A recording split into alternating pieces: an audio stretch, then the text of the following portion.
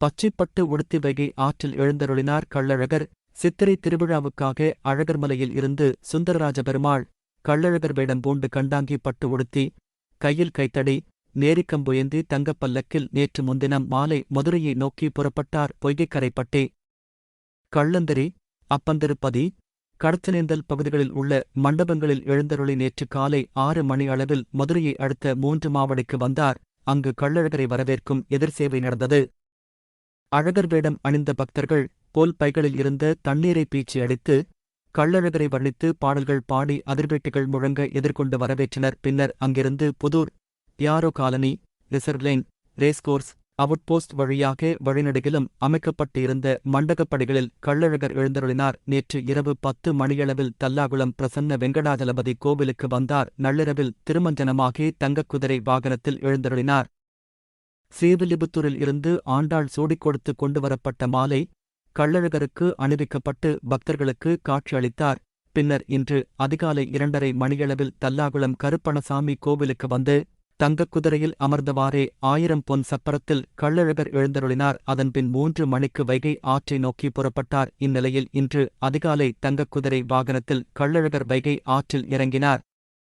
முன்னதாக வீரராகவப் பெருமாள் முன்கூட்டியே அங்கு வந்திருந்து கள்ளழகரை வரவேற்க எழுந்தருளியிருந்தார். இதனைத் தொடர்ந்து கள்ளழகர் வைகை ஆற்றில் பக்தர்களுக்கு காட்சியளித்தார். இந்நிகழ்ச்சியில் மதுரை, திண்டுக்கல், சிவகங்கை, விருதுநகர், ராமநாதபுரம், தேனி மாவட்டங்கள் உள்பட தமிழகத்தின் பல்வேறு பகுதிகளில் இருந்தும் பல லட்சம் பக்தர்கள் கலந்து கொண்டனர்.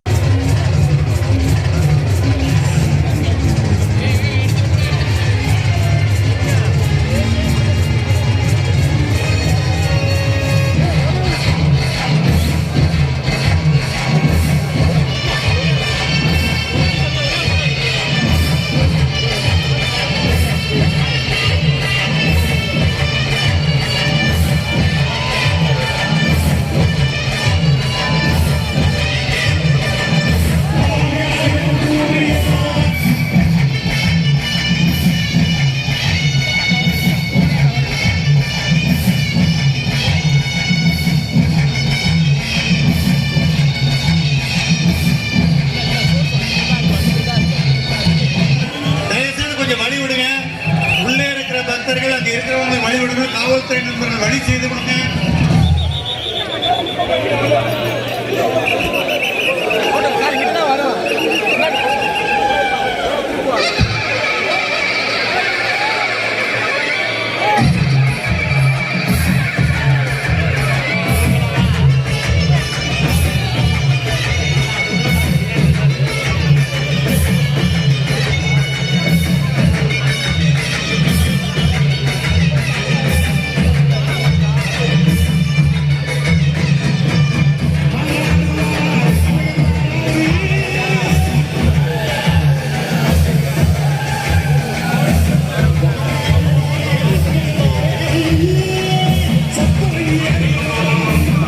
உள்ளூர் செய்திகள் முதல் உலகச் செய்திகள் வரை தெரிந்து கொள்ள மதுரை முரசு சேனலை சப்ஸ்கிரைப் செய்யுங்கள்.